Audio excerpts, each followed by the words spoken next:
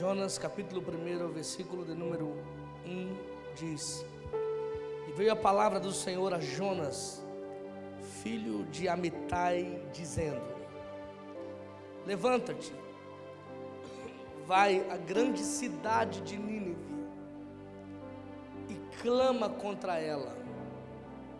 Em outras traduções, e prega contra ela, porque a sua malícia subiu até mim.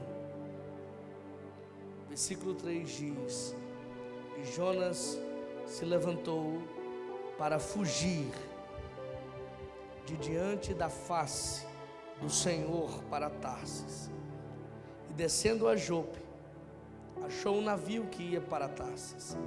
Pagou, pois, a sua passagem e desceu para dentro dele, para ir com eles a Tarsis, de diante da face do Senhor. Versículo 4, para encerrar a leitura, diz: Mas o Senhor mandou ao mar um grande vento, e fez-se no mar uma grande tempestade, e o navio estava para quebrar-se. Diga glória a Deus. Você pode aplaudir a santa palavra de Deus?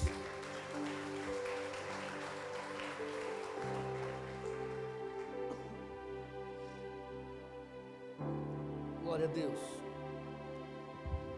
A nível de informações, temos alguns significados aqui, alguns símbolos, alguns nomes para compartilhar. Primeiro, Jonas significa pomba. Nínive significa o lugar do peixe. E aí Deus está levantando um homem cujo seu nome tem tudo a ver com o mensageiro de paz, porque a pomba é um símbolo de paz. Deus está levantando um homem para anunciar boas novas a uma cidade chamada Nínive, que tem como significado o lugar do peixe, porque era assim que Deus olhava para Nínive. Nínive, naqueles dias, era a capital da Síria, uma cidade conhecida por homens perversos e violentos, homens sanguinários, de maneira que era a maior cidade daqueles dias, com cerca de 600 mil habitantes. E Deus olhou para Nínive e viu em Nínive o que os homens não estavam vendo, porque é assim que Deus vê as coisas. Deus olha para você e vê o que ninguém está vendo. Diga glória a Deus por isso. Os homens olhavam e diziam: uma cidade violenta, os homens são sanguinários, os homens são perversos. E Deus olhava e dizia: não, ali é o lugar do peixe. Deus olhava e dizia: não, ali é o lugar onde eu vou fazer algo extraordinário no meio dessa geração. A visão de Deus, ela é totalmente diferente da visão do homem. Diga glória a Deus por isso. Repita comigo, diga: a visão de Deus é totalmente diferente da visão do homem. Só Deus consegue ver em você coisas que o homem não consegue ver. A verdade é que Deus tinha compaixão de Nínive. Deus tinha misericórdia de Nínive. Se você ler o capítulo de número 4, você vai ver Deus repreendendo Jonas por não ter tido inicialmente misericórdia daquele povo, misericórdia daquela nação. E o Senhor disse assim: como eu não vou ter misericórdia, compaixão de homens, de pessoas que não sabem distinguir, que não sabem discernir a sua mão direita da sua mão esquerda. Quer ver uma coisa? Abra no capítulo 4, rapidamente. Leia comigo o versículo 11. Versículo 11 diz: por outro lado, Nínive tem mais de 120.000 seres humanos que não sabem nem discernir entre a mão direita e a mão esquerda, tampouco entre o bem e o mal, além de muitos animais inocentes. Não haveria eu de ter compaixão, misericórdia dessa grande cidade? Alguns vão dizer que essas 120.000 pessoas, que é quase um sexto aí, um quinto, sei lá, desta cidade chamada Nínive, alguns vão dizer que Deus está se referindo às crianças dessa cidade, e dizer: como eu não teria compaixão deste povo, se tem 120.000 crianças que não sabem discernir entre o bem e o mal. Ora, eu vou interpretar aqui e aplicar de uma maneira. O que Deus está dizendo é que naquela cidade existiam pessoas que não tinham o nível de entendimento suficiente para saber discernir a mão esquerda da mão direita, não saber discernir entre o bem e o mal. E existe um tempo na nossa vida que Deus ele é mais paciente com a gente. Existe um tempo na nossa vida que Deus ele é mais misericordioso, que ele é mais compassivo, que ele é mais tardio em irar-se. Que tempo é esse, pastor? É o tempo da nossa ignorância. Repita, é o tempo da minha ignorância. Então, quando a gente não tem o entendimento suficiente, o conhecimento suficiente, Deus ele é mais compassivo, Deus ele é mais paciente, ele é mais misericordioso. Quantos conseguem me entender? Levante a mão. Mas à medida que a gente vai crescendo, vai adquirindo maturidade, vai adquirindo conhecimento, vai adquirindo sabedoria, os níveis de exigências e os níveis de cobrança, assim como também os níveis de responsabilidades vão aumentar. Quem me entende, diga glória a Deus. Amém? Então olhe para esta pessoa e diga assim: existe um tempo na sua vida que Deus tem mais paciência com você. É o tempo da ignorância. Então este povo, ele teve o olhar de Deus para eles. Eles tiveram o olhar favorável, o olhar de graça, o olhar misericordioso, porque o que eles estavam fazendo ali era fruto da sua ignorância, era fruto da sua falta de conhecimento, era fruto da sua falta de entendimento. Quantos estão me entendendo? Digam amém. E aí Deus levanta um homem chamado Jonas, mensageiro de paz, e diz: Jonas, vai a Nínive e clama contra ela, em outras traduções, e prega contra ela. Olha para alguém e diga assim: não há uma ferramenta para te despertar mais rápido da sua ignorância do que um confronto. Olha para outra pessoa e diga: não há uma ferramenta para te despertar mais rápido do que um confronto. Então é por isso que Deus está dizendo: Jonas, vai lá e confronta essa geração. Vai lá e fala sério com eles. Vai lá e prega uma mensagem que tenha verdade para eles. Não vai lá e dá água com açúcar. Não vai lá e prega autoajuda. Não vai lá e faz uma massagem no ego deles. Não vai lá e prega que só vai ter vitória, vitória, vitória, vitória. Não vai lá e prega prosperidade. Não vai lá e prega campanhas de curas e libertação. Não vai lá e faça para eles promessas de uma vida melhor, de uma vida sem problemas. Não, vai lá e pregue a verdade. Vai lá e confronte essa geração. Vai lá e fale sério com eles. Olhe para alguém e diga assim: nós estamos precisando que Deus levante homens que tenham coragem de pregar a verdade. Homens que tenham coragem de pregar a verdade, a sã doutrina da palavra de Deus.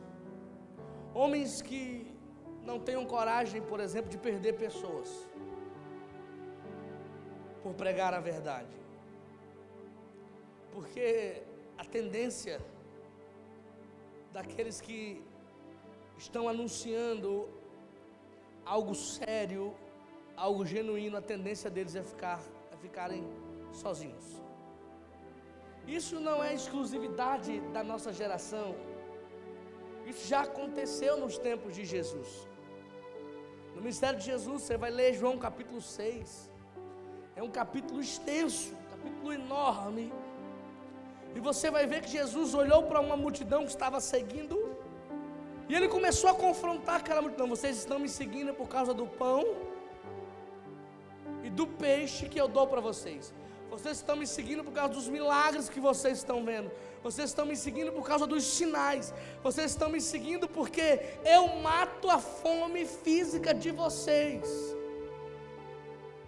E quando ele começou a pregar sobre isso, a Bíblia diz que a multidão começou a ir embora, porque ela não podia suportar a sã doutrina, ela não podia suportar a verdade, ela não podia suportar aquele nível de confronto, aquele nível de compromisso.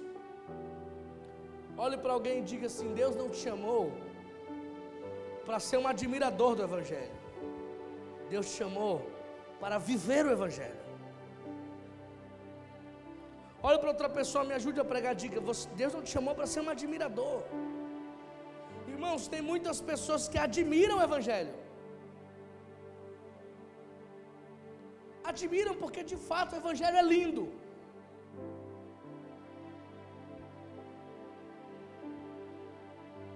O Evangelho não está povoando as cadeias, não. O Evangelho tira os homens das cadeias. O Evangelho está tirando as pessoas de uma vida ilícita e trazendo essas pessoas para uma vida lícita. Então, de fato, o Evangelho é algo de ser admirado. Mas Deus não quer que você seja apenas um admirador do Evangelho. Deus quer que você seja um discípulo dentro do Evangelho. Quantos conseguem me entender? Digam glória a Deus. E aí você vai ver que tem muita gente que vai para a igreja no domingo, que gosta do culto, que gosta da palavra. Eles admiram isso aqui. Mas quando você chama essa pessoa para um nível maior de compromisso, aí tem alguns que não, de maneira nenhuma, vão querer. Quando você chama para firmar, para assumir responsabilidades, para viver algo novo, aí tem pessoas que não vão querer. Então nós temos que, para viver nessa geração, nós temos que aprender a ser homens solitários. Porque é assim que a gente vai se sentir, e é assim que a gente vai ficar em alguns momentos, sozinhos. Quantos conseguem me entender? Levante a mão. Olhe para esta pessoa e diga assim: você vai ter que aprender a administrar a solidão. Porque se você decidir ser um proclamador da verdade, algumas pessoas não vão suportar ficar do seu lado. Quantos conseguem me entender? Levante a mão. Você se transforma no incômodo para algumas pessoas. Enquanto você prega para elas o que elas querem ouvir, vai ter gente que vai bater no meu ombro e vai dizer: pastor, daqui só para o céu. Que palavra maravilhosa. Mas do dia que eu sentar, senta aqui. Deixa eu dizer para você o que eu penso sobre você. Deixa eu falar para você onde eu acho que você precisa melhorar. Aí eu vou ter que aprender a arte de administrar a solidão. Muitos, entenda isso, 95, 99% das pessoas não suportam a verdade. Quantos conseguem me entender? Levante a mão. Não é assim? Fala a verdade para alguém. Gente, nos nossos dias, nós não temos que fazer muita coisa para ter inimigos. A gente só tem que falar a verdade. Quantos conseguem me entender? Você não precisa fazer muita coisa não, só falar a verdade. Você não precisa, irmãos, planejar, não. Você falou a verdade, você tem inimigos. Falou a verdade, você tem pessoas que vão começar a te olhar de uma forma diferente. Você falou a verdade, você vai ter pessoas que não vão suportar mais você. Existem pessoas que sabem viver politicamente. O que é viver politicamente? Elas não querem se indispor. Mas olha o que Deus está mandando para Jonas, gente. Deus está dizendo: Jonas, vai e clama contra. Vai e prega contra. Não está dizendo vai e clame a favor. Vai e pregue a favor. Não, o texto, leia comigo outra vez por gentileza. Olha o termo que a palavra de Deus usa. Versículo 2 diz, vamos ler juntos de uma só voz? 1, 2, 3. Levanta-te, vai à grande cidade de Nínive e clama contra ela. Em outras traduções, e prega contra ela. É como se Deus estivesse dizendo assim: você vai se indispor, você vai se colocar numa posição de não ter medo de nenhum tipo de indisposição com os homens dessa cidade. Então vai lá e prega contra. Olhe para alguém e diga assim: você precisa tomar uma decisão. Diga, de ser politicamente correto. Irmão, quem é o politicamente correto é aquele que não se indispõe com ninguém.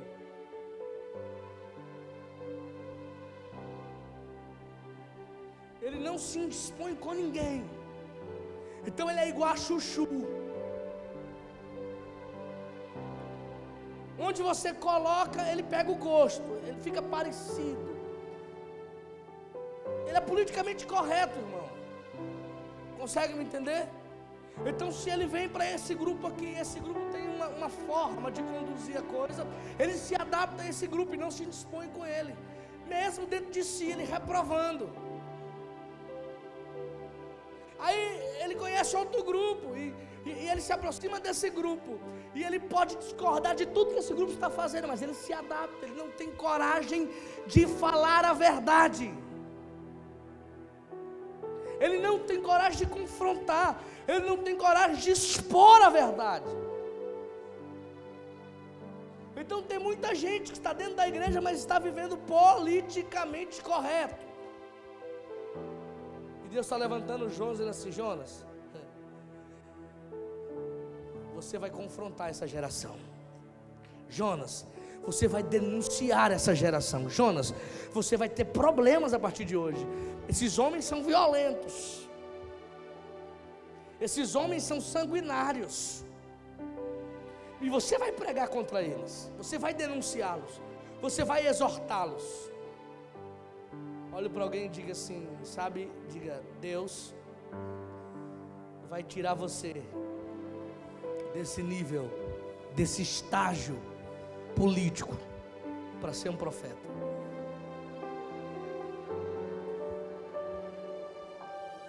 Olhe para alguém e diga assim: ou você continua no seu estágio político, ou você aceita ser uma voz nessa geração.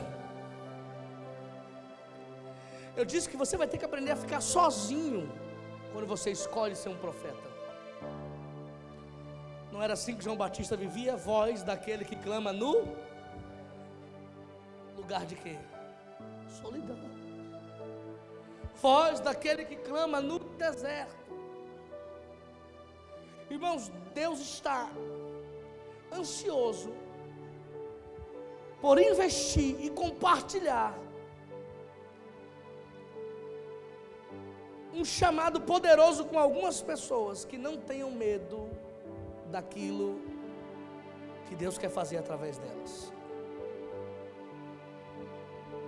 Olhe para alguém e diga assim: Deus está querendo compartilhar, investir em pessoas que não tenham medo dos riscos que vão correr para viver no chamado.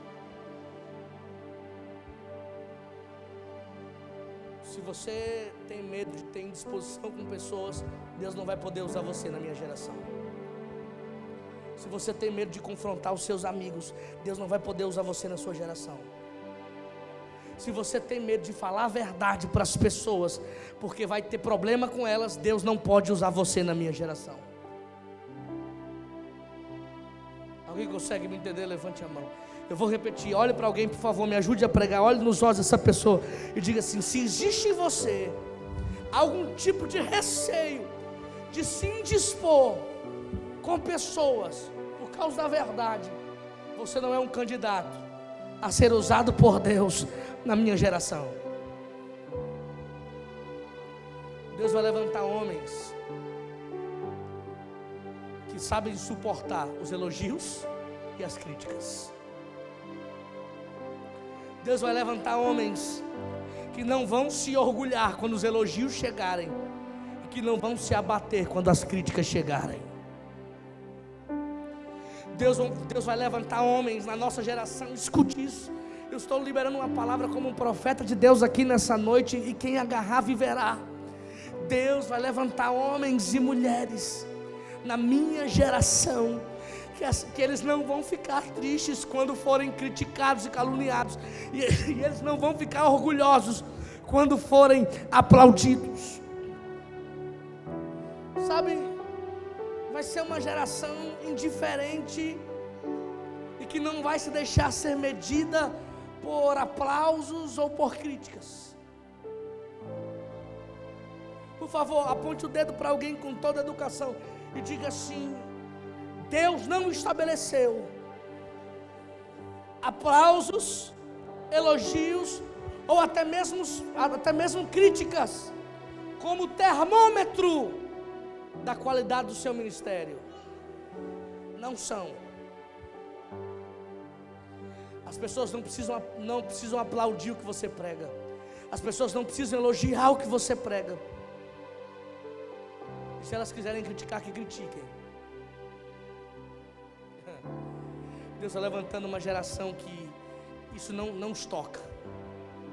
Não os toca. Aleluia. Então aperte a mão de alguém assim: você está preparado para um tempo de guerra e não um tempo de paz? Porque Jesus disse: eu vim trazer espada. Não sou eu que estou dizendo, foi Jesus. Eu vim trazer espada. Levante as mãos e diga glória a Deus. Se você quer continuar sendo politicamente correto e não confrontar aquilo que você reprova, irmãos, às vezes nós estamos sendo cúmplices daquilo que nós reprovamos. Esses dias eu estava falando com o Leon em particular, e eu olhei para ele e falei assim: Leon, tenha cuidado para não ser reprovado pelas coisas que você acredita. Eu disse para ele sentado na minha mesa, olhando nos olhos dele, eu disse: tenha cuidado para não ser reprovado pelas coisas que você declarou no altar.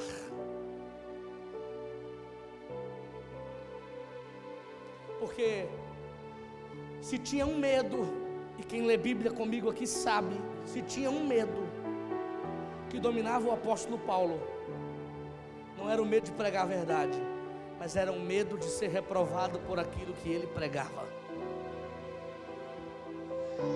Quantos conseguem me entender? Levante a mão. O que é ser reprovado por aquilo que se prega? É falar de amor e não amar.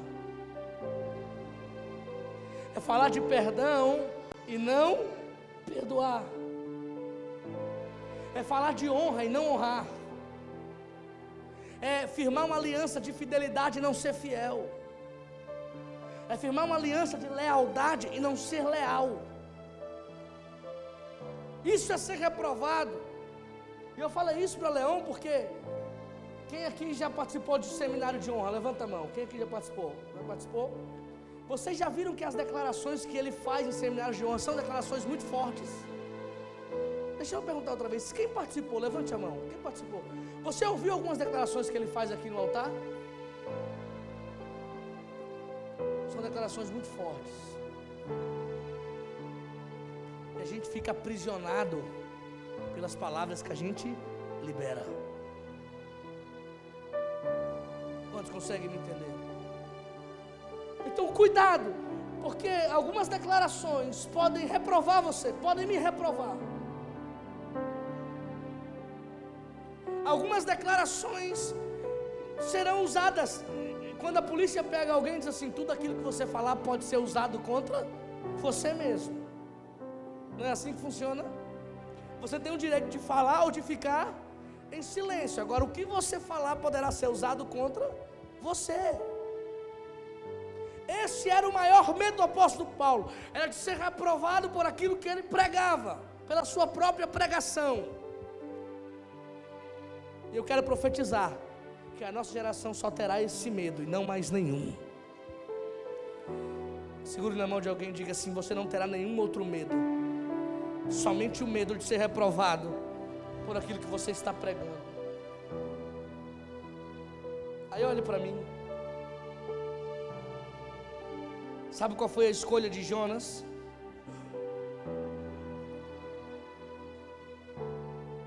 Jonas ouviu Deus dizendo: é Nínive. Mas qual foi a escolha de Jonas? Tarsis. Por favor, repita comigo, diga: Jonas ouviu Deus dizendo Nínive, mas a sua escolha foi Tarsis. Pastor, o que isso significa? Você não é obrigado a viver o que Deus quer que você viva.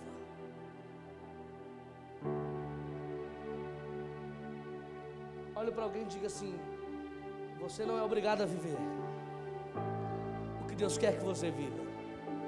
Olhe para alguém e diga assim: você não é obrigado a aceitar esse chamado. Você pode continuar sendo politicamente correto. Você pode continuar escolher sem viver, sem se indispor com pessoas. Você pode continuar vivendo assim, né? A pessoa está errando do seu lado e você não fala a verdade para ela.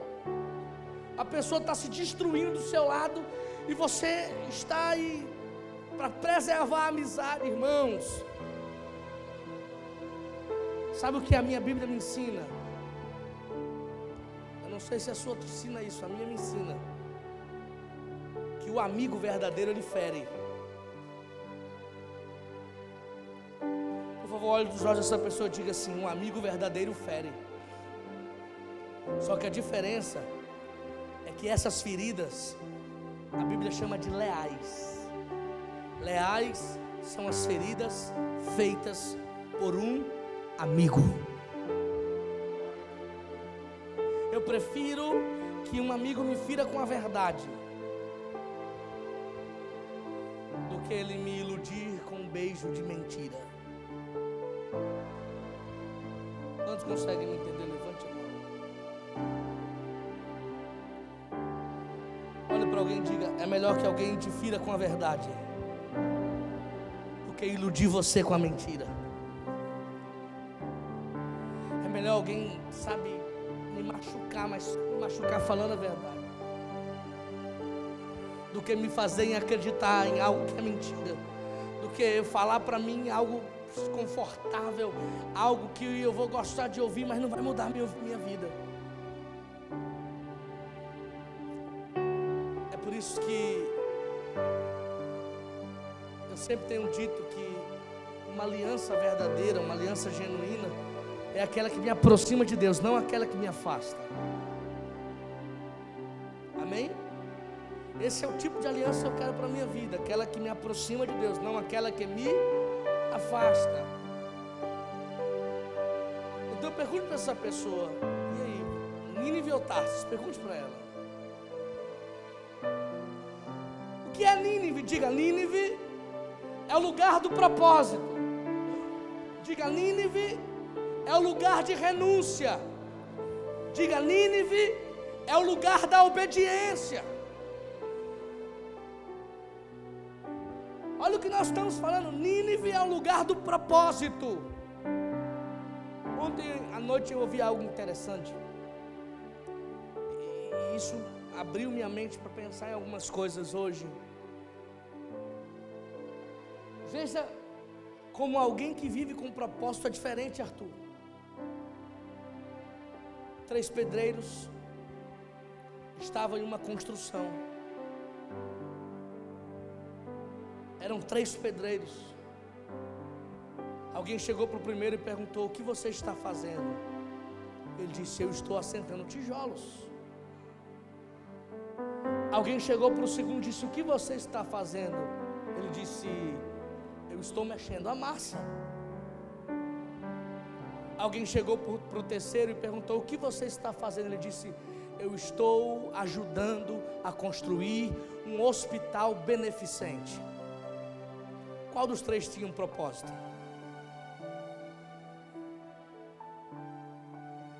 Qual deles é você? Você entendeu que viver com um propósito é diferente? Você pode nesse exato momento estar só assentando tijolos, ou você pode nesse exato momento estar só colocando massa. Mas Deus quer levantar pessoas que têm um entendimento de que estão ajudando a construir um hospital beneficente. Bendito é o nome do Senhor. O lugar do propósito, o lugar da obediência, o lugar da renúncia, nem sempre é confortável. E sabe qual foi a escolha de Jonas? Jonas escolheu Tarsis. E Tarsis é o que, pastor? Repita: é o lugar da fuga. Tarsis é o lugar das facilidades. Tarsis é o lugar dos riscos menores. Tarsis é o lugar imaginário mais distante da presença de Deus. Eu vou repetir para você. Vamos devagar. Repita comigo. Diga: Tarsis é o lugar da fuga. Ele vai para Tarsis. E o versículo de número 3, no final, diz que o objetivo de Jonas era se esconder da face do Senhor. Olhe para alguém e diga assim: pode ser sua opção. Diga: pode ser sua opção. Geograficamente, Tarsis, naquela região, era o lugar mais distante de Nínive. Ele procurou o lugar mais longe para tentar se esconder da presença de Deus. Tarsis é o lugar das facilidades.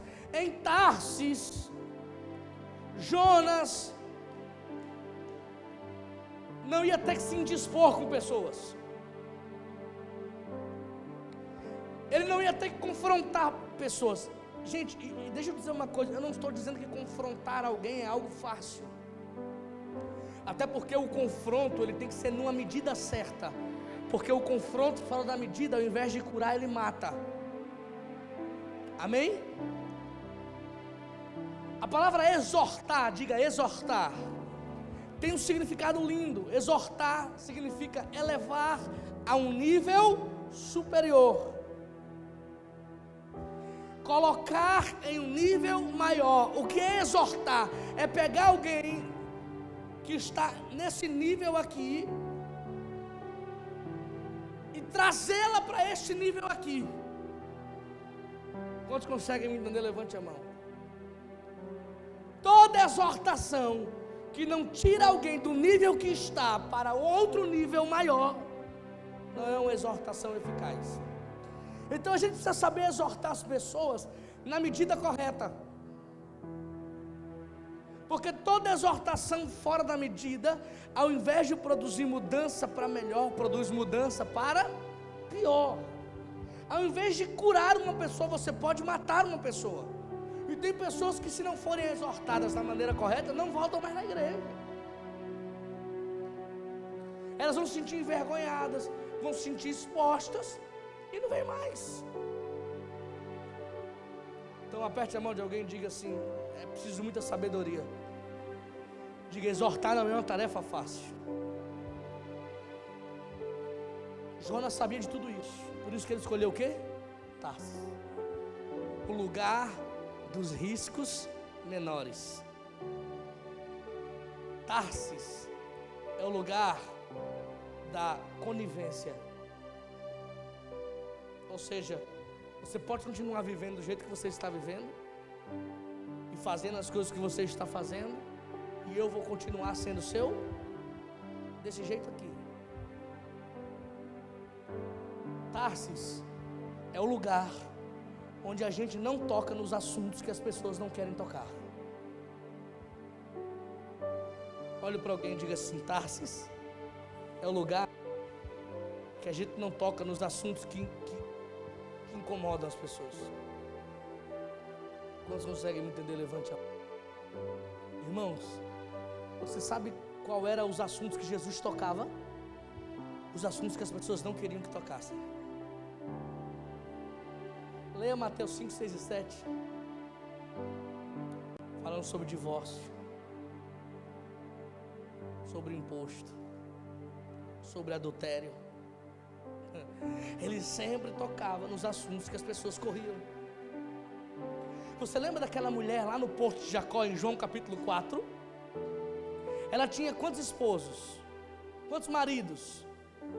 Ela tinha 5, e o que ela estava agora era o 6º. Não era lícito, não era marido.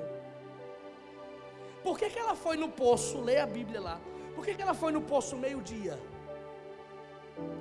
Por que ela foi no poço na hora mais quente do dia? Por quê? Olha para alguém e diz assim: porque ela não queria encontrar ninguém lá. Ela tinha vergonha das pessoas. Ela não queria encontrar ninguém ali, para ninguém tocar na sua. Você está com a mulher de fulano, né? Você está com o homem de fulano, né? Só que na hora que ela não queria encontrar com ninguém, quem estava lá? E sabe qual foi o assunto que ele tocou com ela? Aquele que ela não queria que ninguém tocasse. Chama lá o teu marido. Ela tomou um susto. Vai lá, mulher, chama o teu marido. Ela disse: eu não tenho. Aí ele disse: dissestes bem, porque você teve 5, e o que você tem agora não é seu. Ela olha para ele e diz assim, e ela disse: vejo que és profeta. Porque somente um profeta vai tocar em assuntos que você não quer que ninguém toque. Aleluia. Somente um profeta chega em um programa de rádio e prega tudo contra o que aquela emissora prega. Aleluia. E quando acaba o meu programa, alguém vai entrar pedindo oferta ouro, pedindo oferta prata, pedindo oferta bronze. E aí uma hora antes alguém vai me ouvir dizendo assim: a obra de Deus não se faz com dinheiro. O dinheiro chega depois. Aleluia. A obra de Deus se faz com amor, com zelo, com dedicação, com cuidado, com serviço ao Senhor. E aí Deus move céus e move terra, e os recursos chegam depois.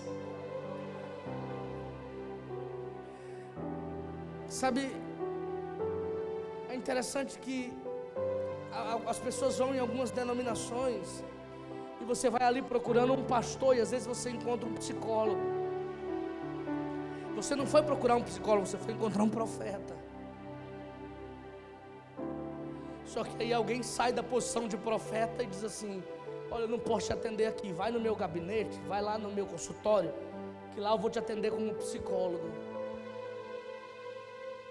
Sabe por que faz isso? Porque como profeta não pode cobrar, mas como psicólogo pode. Se alguém me procura, ninguém está querendo um psicólogo. Se alguém me procura, estão querendo ouvir a voz de um profeta. Aleluia. E às vezes a terapia do profeta é de choque. Aleluia. Às vezes a terapia do profeta, às vezes você está errando aqui, você está errando aqui, você tem que fazer isso. E confronta e muda tudo. Só que 2 Crônicas 20:20 diz: crede nos seus profetas, não nos seus psicólogos. Aleluia. Crede nos seus e prosperareis. Aperte a mão de alguém e diga assim: nós estamos orando. Aleluia. Amanhã tem oração aqui, você está lembrado? Alguém está lembrado que amanhã aqui tem oração? Aleluia. E nós vamos orar para Deus levantar profetas. Nós vamos orar para Deus levantar homens que não tenham medo de se indispor, de dizer: olha, você é meu amigo, cara, eu amo você, mas você está errando aqui. Você é meu amigo, eu amo você, eu amo sua companhia, mas você está errando dessa forma.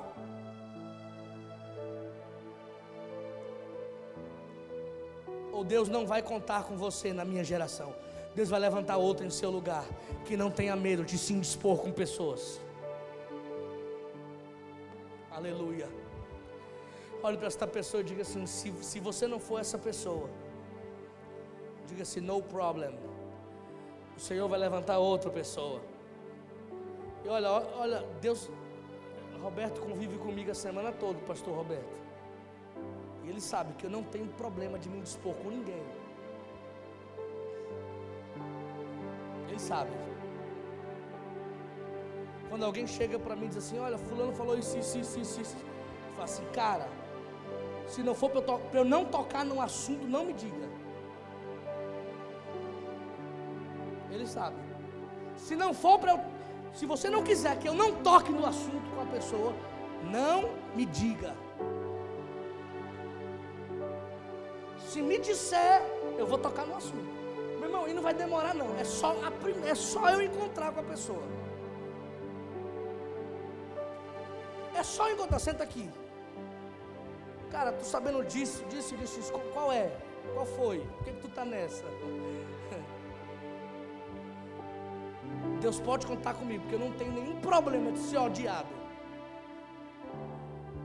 Deus pode contar comigo, porque eu não tenho nenhum problema de fazer um abaixo assinado aí para me tirar do ar. Deus pode contar comigo, porque eu não tenho nenhum problema dos pastores dessa cidade me odiar. Eles vão me odiar pelos mesmos motivos que Deus me ama. Você consegue me entender? Diga glória a Deus. Aleluia. Eles vão me odiar pelos mesmos motivos que Deus me ama. Pergunte para essa pessoa: Nínive ou Tarsis? Qual seria a sua escolha hoje? Nínive ou Tarsis?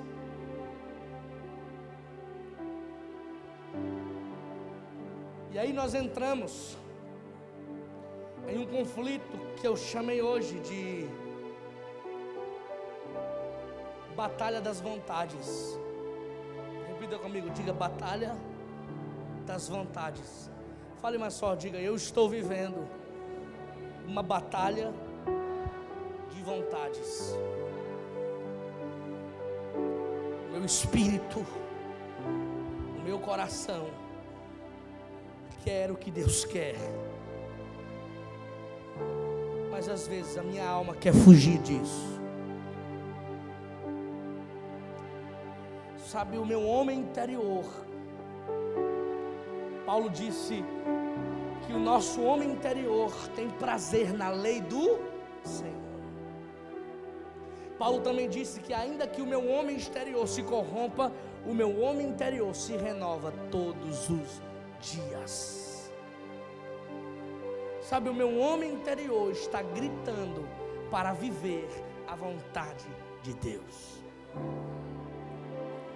Olhe para alguém e diga assim: há um grito dentro de você.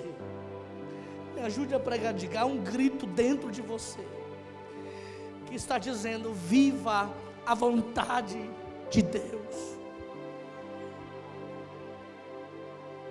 Só que a vontade de Deus, ela não produz resultados imediatos. A vontade de Deus é como está em 2 Coríntios 3,18. É uma transformação de glória em... é um processo doloroso, porque crescimento dói. Sabe, até que você chegue... A Bíblia diz que a luz do justo é como a luz da aurora, que vai brilhando, brilhando, brilhando, brilhando, até se tornar o quê? Dia perfeito. Olhe para alguém e diga assim: a vontade de Deus é um processo. Porque a vontade de Deus para Jesus, sabe qual era? Era a morte. Alguém consegue me entender? Levante a mão. Eu vou repetir para você pegar. A vontade de Deus para Jesus era o quê? A morte. Isso é agradável? Enfrentar tudo e chegar naquela cruz era fácil? Não. Mas depois ele fez uma oração dizendo: Pai, glorifiquei-te na terra, consumando a obra que me enviastes a fazer. Pastor, traduz: a gente não glorifica a Deus antes de consumar a obra. A gente só glorifica a Deus depois que a obra é concluída. Não consegue me entender? Levante a mão. Então olhe para essa pessoa e diga assim: enquanto você não terminar, olha nos olhos e diga: enquanto você não terminar o que Deus te chamou para ser e fazer, você não consegue glorificar a Deus. A gente só glorifica a Deus quando a gente consuma, quando a gente termina a obra. Aleluia. Bendito é o nome do Senhor. Então eu te pergunto outra vez: para onde você está indo? Você está comprando a passagem para ir para onde? Para Nínive ou para Tarsis? Você está se gastando para ir para onde? Para Nínive ou para Tarsis? Eu fico imaginando aí Ednilton, os meninos aqui estão correndo para levantar o recurso do programa de rádio. Eu fico imaginando quantos nãos eles vão ouvir ainda. Outro dia Ramon disse: pastor, eu disse: oi, eles, o senhor conhece o pastor fulano de tal? Eu disse: conheço. Eu pedi a oferta dele do programa, botei a mão na cabeça e falei: você é doido, velho? Logo para ele, cara. Tudo que eu prego é contra o que esse cara faz. Você foi pedir oferta para ele.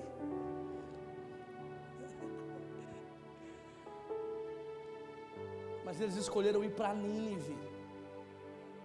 Aleluia.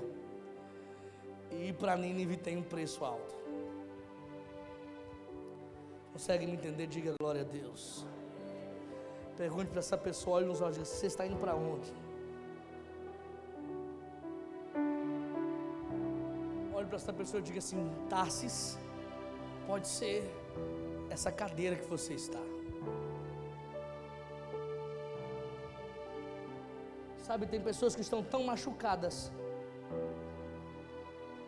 com as decepções que sofreram em alguns ministérios, que eu sei que elas vêm aqui me ouvir, mas dentro de si elas dizem: olha, o marido já falou para ela: nós vamos, mas dessa vez nós não vamos nos comprometer com o pastor. Nós vamos ficar sentados no banco ouvindo tá bom, mulher, vamos ficar quieto lá, vamos ficar lá, nada de se envolver, para não se machucar de novo. E Deus está dizendo: sai de Tarsis, Nínive está te esperando.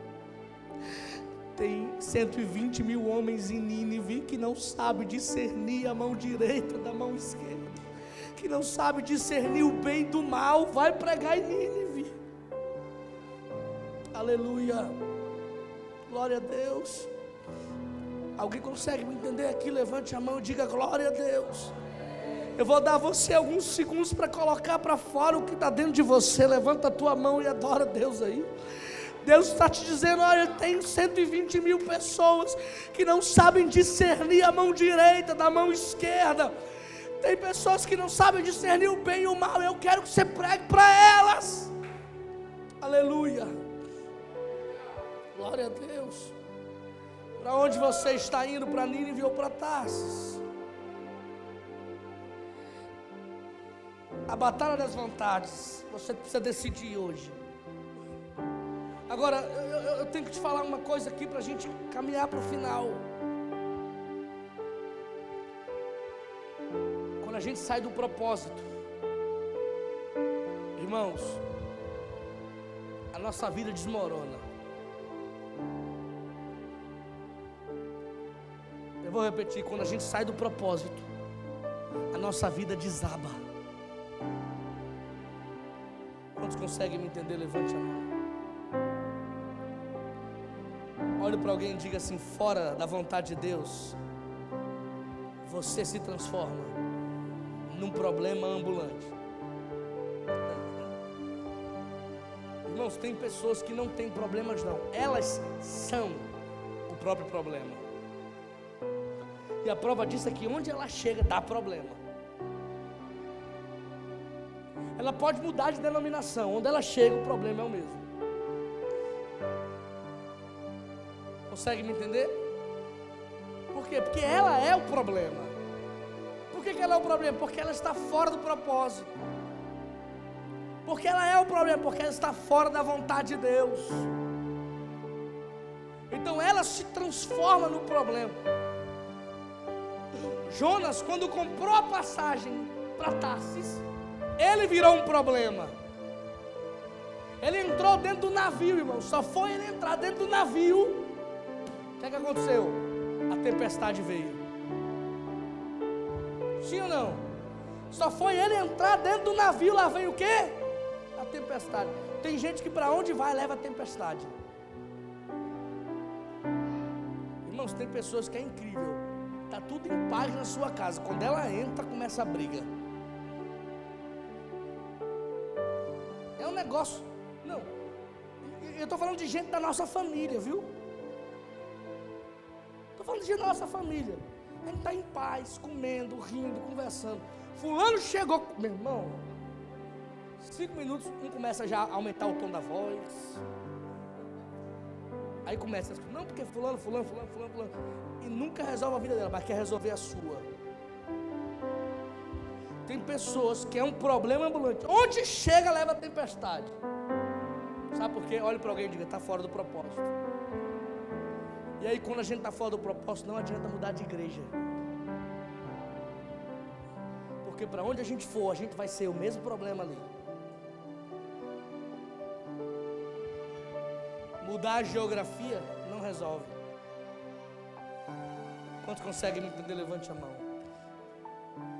Ainda vai para Lucas capítulo 15, hein? E a gente vê ali um filho que estava vivendo bem na casa do seu pai, tinha um irmão, era próspero. Aí um dia bateu a loucura na cabeça dele e falou assim: me dê o que me pertence,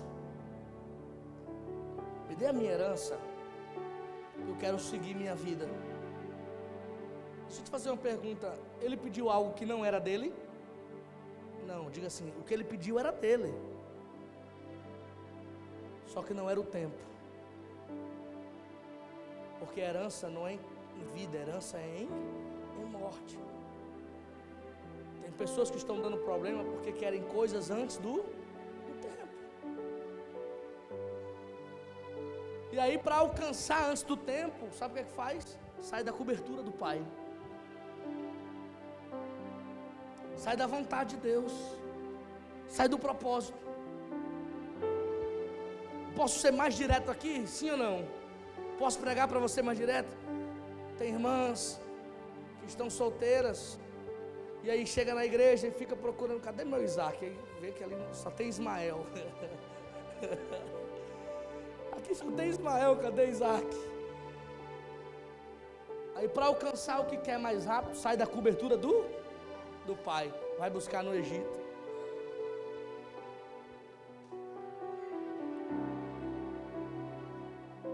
Aí depois vem para a igreja para fazer campanha para o marido converter. Ô pastor, ora para o meu marido, porque até para vir no culto está difícil, viu? Ele está me chamando de fanática. Está dizendo que o meu dinheiro agora é para dar dízimo a pastor. Irmão, eu já ouvi tanto essa história. Olhe para alguém e diga assim: você não precisa sair da cobertura do Pai para alcançar o que é seu. Diga: na cobertura do Pai, o que é seu vai chegar, mas no time certo. Aleluia. O que é seu chega, mas no tempo certo. Abraão esperou 25 anos. Com 100 anos, quando ele achava que não dava mais, o Senhor foi lá e renovou o homem. Ele virou menino aos 100 anos.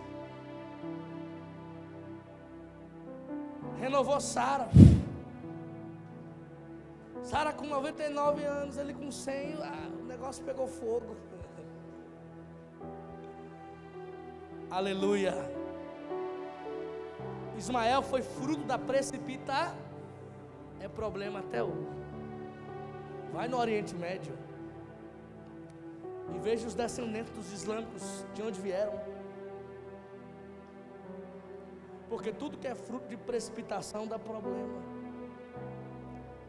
Isaac é filho da promessa, e nós somos herdeiros juntamente com ele, porque ele é fruto do cumprimento da vontade de Deus no tempo certo.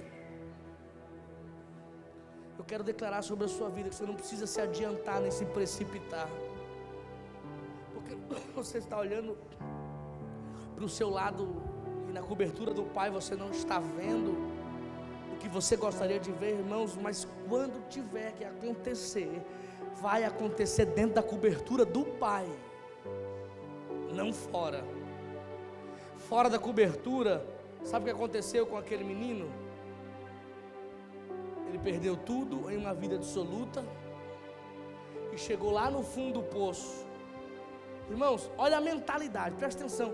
Olha a mentalidade de alguém que está fora da vontade de Deus. Ele estava dentro com os porcos, como é o nome? Dentro do chiqueiro, tomando conta de porcos. E sabe o que ele desejou comer? Ao invés de comer o porco, ele desejou comer a comida do porco. Olha a mentalidade do cara. Olha a mentalidade, meu irmão. Eu costumo dizer que o problema da nossa geração não é o coração, é a mente.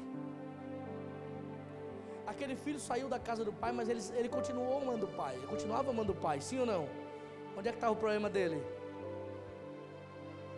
Na mente. O problema da nossa geração não é no coração, é na mente. Aí a gente chega em níveis quando a gente deseja comer a comida do porco. Mas eu quero profetizar que chegou o dia de você cair em si. Olha para alguém e diga assim: a gente precisa cair em si. Diga para essa pessoa: chegou a hora da ficha cair. Irmão, quando ele olhou para a realidade que ele estava vivendo, ele disse: a ficha caiu. Ele disse: eu tinha tudo na casa do Pai. Olha onde eu vim parar agora. Lá eu era feliz de verdade. Lá tinha propósito, lá tinha... Olha o que aconteceu comigo agora. Olha o que eu estou vivendo aqui. Levantar-me-ei e irei ao meu Pai. Saiu o discurso e disse: Pai, pequei contra os céus e pequei contra ti. Eu vou terminar dizendo: você conhece a história, você sabe que a tempestade veio, os homens lançaram Jonas no mar, ele foi parar na barriga de um grande peixe, no ventre de um grande peixe, mas ali, Jonas orou e invocou a Deus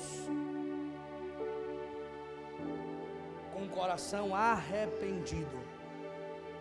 Olhe para alguém e diga assim: cuidado, porque Deus pode permitir que a sua vida pare em um lugar, em um nível bastante ruim, para te conduzir ao arrependimento. Jonas se arrependeu na barriga do peixe. Esse filho pródigo se arrependeu lá no lamaçal dos porcos. Mas graças a Deus que Deus é um Deus de oportunidade. Ele é um Deus de graça, de bondade, de misericórdia. E quando a gente sai da vontade de Deus, Ele é como aquele pai daquele menino que fica na janela esperando o dia que você vai voltar. Ele fica na janela com a expectativa do seu retorno. Aperte a mão de alguém e diga assim: é tempo de voltar. Voltar a Nínive, porque Deus quer fazer uma grande obra lá. Irmãos, você vai ler em casa a história toda, são 4 capítulos só, e você vai ver. E quando Jonas retorna a Nínive, ele começa a pregar e confrontar aqueles homens. E Deus operou algo poderoso, porque era ele pregando e os homens se arrependendo. De tal forma que Deus disse que ia destruir e não destruiu. Quantos conseguem me entender? Levante a mão. Aperte a mão e diga assim: fique em Nínive, querido, que Deus vai fazer algo extraordinário através de você. Amém? Permaneça em Nínive. Ainda que tenha que se indispor com pessoas, ainda que tenha que renunciar mais, ainda que tenha que suportar mais, ainda que tenha que aguentar mais, fique em Nínive, que Deus quer realizar algo poderoso em Nínive, não em Tarsis. Essa é a minha oração nessa noite, em nome de Jesus.